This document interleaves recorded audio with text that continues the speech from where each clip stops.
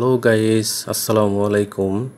উসমান সাল medical services চ্যানেলের পক্ষ থেকে আপনাদেরকে জানাই স্বাগতম।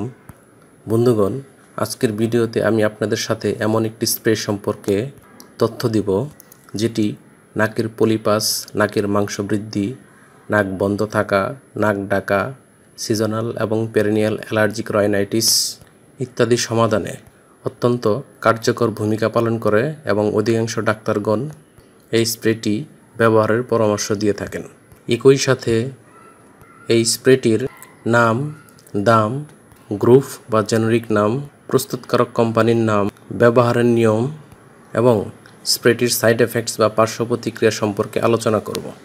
তবে ভিডিওটি শুরু করার আগে আপনাদের প্রতি রিকোয়েস্ট, আপনি যদি আমার চ্যানেলে নতুন হয়ে থাকেন তাহলে অবশ্যই চ্যানেলটি সাবস্ক্রাইব করবেন এবং সাথে সাথে লাইক, কমেন্টস এবং শেয়ার করবেন।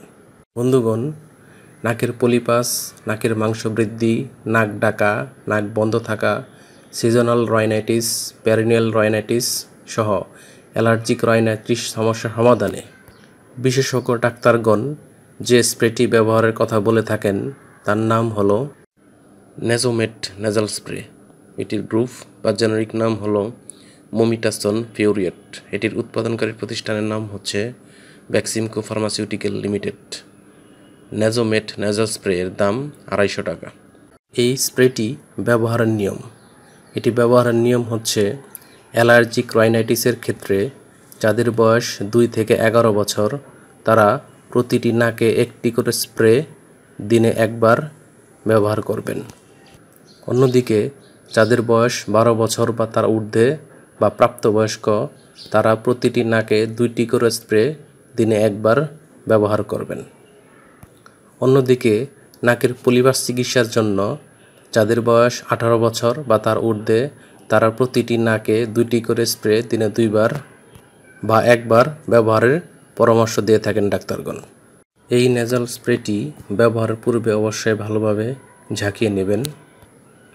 গর্ভাবস্থায় এবং স্তন্যদানকালীন সময়ে যে কোনো মেডিসিন বা স্প্রে ব্যবহারের পূর্বে অবশ্যই রেজিস্টার্ড চিকিৎসকের পরামর্শ নিতে হবে। এই স্প্রেটি আলো ও আর্দ্রতা থেকে দূরে 30 ডিগ্রি সেন্টিগ্রেড তাপমাত্রা নিচে সংরক্ষণ করতে হবে এবং শিশুদের হাতের নাগালের বাইরে রাখতে হবে এবং একই সাথে যে কোনো ঔষধ ক্রয়ের পূর্বে ঔষধের উৎপাদন তারিখ এবং মেয়াদ উত্তীর্ণের তারিখ দেখে নিতে হবে। ধন্যবাদ।